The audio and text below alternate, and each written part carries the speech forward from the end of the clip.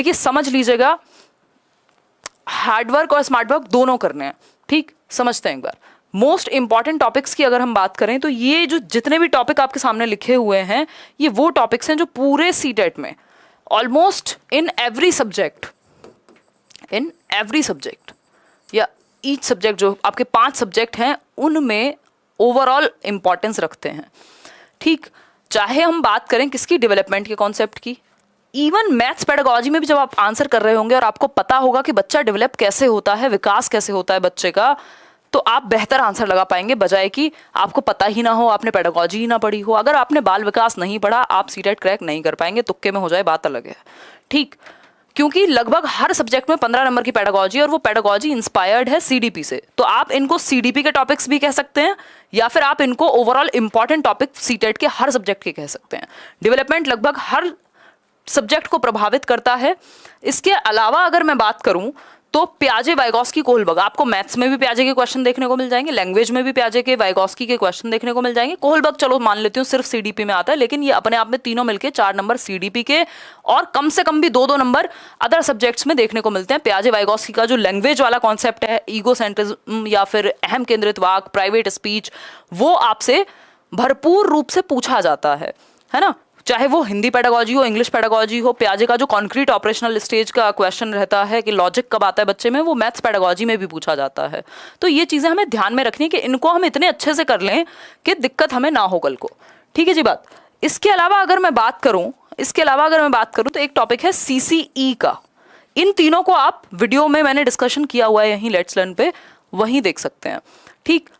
CCE यानी continuous and comprehensive evaluation, सतत एवं व्यापक मूल्यांकन। कोई ऐसा 5 सब्जेक्ट में से एक सब्जेक्ट बता दीजिए जिसमें CCE से क्वेश्चन ना आता हो।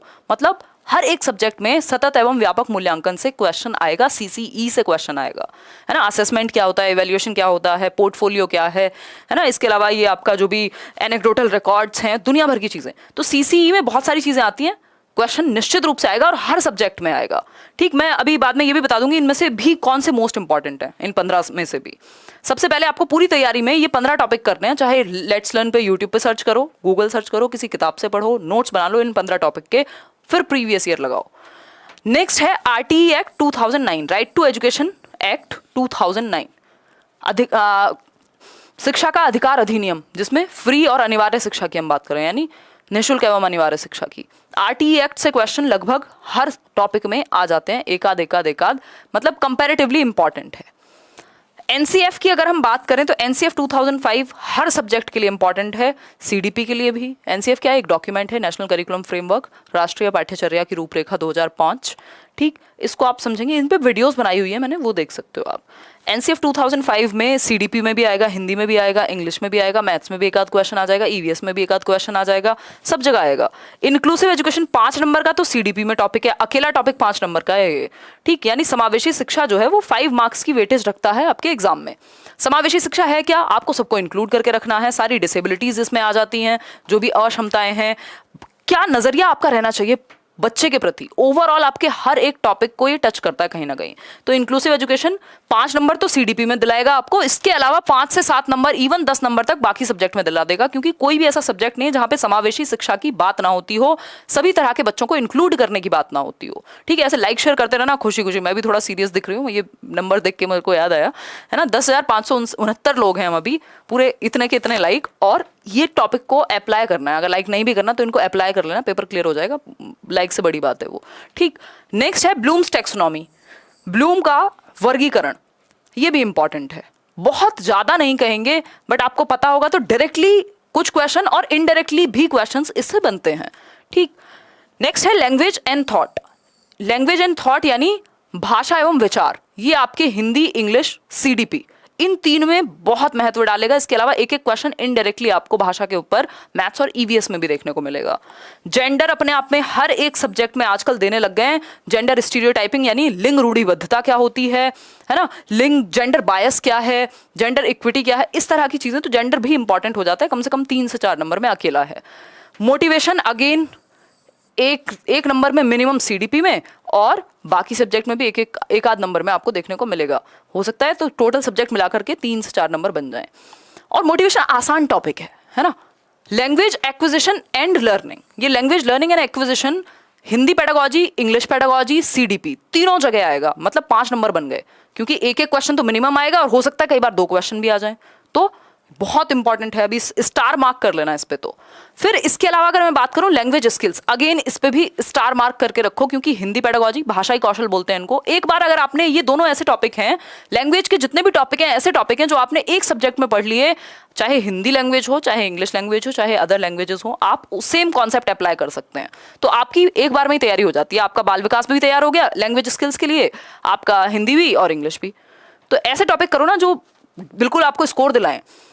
डायग्नोस्टिक एंड रेमेडियल टीचिंग, आप पूरा सिलेबस उठा के देखिए सीटेट का, आपको हर एक सब्जेक्ट में 5 के 5 सब्जेक्ट में या 4 के 4 सब्जेक्ट में, पेपर 2 की बात करूं, डायग्नोस्टिक एंड रेमेडियल टीचिंग मिल जाएगा, मैथ्स में भी, हिंदी में भी, इंग्लिश में भी, सीडीपी में भी और ईवीएस जो आपका एक और सब्जेक्ट जो भी बचता है, ठीक है, हिंदी, इंग्लिश, मैथ्स, सीडीपी और ईवीएस, यही 5 सब्जेक्ट, एसएसटी में भी for that matter, science and maths में भी फॉर दैट मैटर।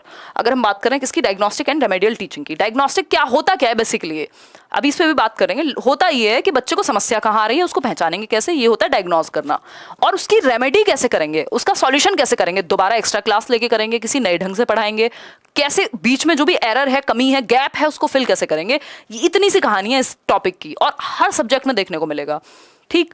फिर है टीएलएम, ये भी 5 के 5 सब्जेक्ट में, टीचिंग लर्निंग मटेरियल, भाई पढ़ाने की बात हो रही है ना, आप टीचर्स बनने जा रहे हैं, तो शिक्षण सहायक सामग्रियां क्या हैं ये तो आपको पता होनी चाहिए, और अपने अपने हर सब्जेक्ट की पता होनी चाहिए, क्योंकि अगर आप प्राइमरी में जा रहे हैं तो आप मैथ्स भी पढ़ाएंगे, ईवीएस भी पढ़ाएंगे, हिंदी भी पढ़ाएंगे, इंग्लिश भी पढ़ाएंगे, तो सबकी सामग्री का आपको पता होना चाहिए कि कौन से टीचिंग मटेरियल आप लेकर के जाएंगे। चार्ट के बारे में आजकल तो दुनिया भर के आपके जो इलेक्ट्रॉनिक माध्यम है वो भी हैं, कुछ होती है ऑडियो आपकी, कुछ होती है सिर्फ वीडियो वाली, कुछ होती है आपकी ऑडियो विजुअल एड्स, मतलब दृश्य श्रव्य सामग्री बोलते हैं, ये 3 मेन प्रकार हैं। तो हर सब्जेक्ट के अकॉर्डिंग थोड़ा सा ढल जाओ कि किसमें क्या होगा, ईवीएस है तो एक्टिविटी सेंटर्ड ज्यादा होगा, है ना, ये सारी चीजें हैं। मैथ्स है तो आप कोशिश करो एक्टिविटी की तरफ लेके जाओ, इस तरह के इंस्ट्रूमेंट्स यूज करो। फिर है इंटीग्रेटेड सब्जेक्ट टीचिंग, इंटीग्रेटेड या मल्टी डिसिप्लिनरी या एकीकृत शिक्षण कहते हैं इसको, एक सब्जेक्ट से दूसरा सब्जेक्ट जोड़ करके पढ़ाना, ये भी इंपॉर्टेंट है ना। तो ये जो 15 टॉपिक मैंने अभी तक डिस्कस किए हैं, ये आपके पूरे पेपर में ओवरऑल इन एवरी सब्जेक्ट आपको ये हेल्प करेंगे। ओवरऑल जितने भी सीटेट के सब्जेक्ट हैं हर एक सब्जेक्ट के लिए इंपॉर्टेंट है। इनमें से भी अगर हम स्टार मार्क करें, मोस्ट इंपॉर्टेंट मार्क करें, तो फटाफट से निकाल लेते हैं भाई, जिनको हम स्टार मार्क कर सकते हैं। ये सीडीपी के तो टॉपिक हैं ही, सीडीपी में सिलेबस में 22 टॉपिक के आसपास हैं, जिसमें से ये 15 इंपॉर्टेंट है। अब ये 15 इसलिए डालें क्योंकि ये हर एक टॉपिक में इंपॉर्टेंट है। अब इसको भी क्या कर लेते हैं, ओवरऑल पूरे पेपर के लिए महत्वपूर्ण है ये। इन टॉपिक्स को सबसे पहले करो, तैयारी शुरू करने से भी पहले ये शुरू करो पहले, ठीक है। अगर प्रीवियस ईयर भी बाद में देखना है तो देखो, लेकिन ये सबसे पहले करो। अब इसमें से स्टार मार्क करने की अगर मैं बात करूं, ये टॉपिक आपका most important, development important, CCE important, चलो आरटी को हटा देते हैं, 1-2 क्वेश्चन आते हैं, NCF important, inclusive education most important, ठीक। Language and thought again important, ये वैसे इसी से जुड़ा हुआ है, ये जो लैंग्वेज एंड थॉट है ना, ये लैंग्वेज स्किल्स और ये लैंग्वेज लर्निंग, ये तीनों टॉपिक एक ही मान के चलो आप, इन तीनों को एक ही टॉपिक मान के चलो, क्योंकि जब आप ये पढ़ोगे कि भाषा क्या होती है, एक्वायर कैसे करते हैं और इसकी स्किल्स कौन सी होती हैं, सुनना, बोलना, पढ़ना, लिखना, यही 4 स्किल्स हैं, LSRW बोलते हैं, लिसनिंग, स्पीकिंग, रीडिंग और राइटिंग, ठीक। तो ये 1, 2, 3, 4, 5, 6, इन तीनों को मिला दूं तो 6 टॉपिक हो गए। जेंडर इंपॉर्टेंट है 2-3 नंबर में, 7वां टॉपिक मान लेना इसको, ठीक। ये तो भाई दोनों ही इंपॉर्टेंट है।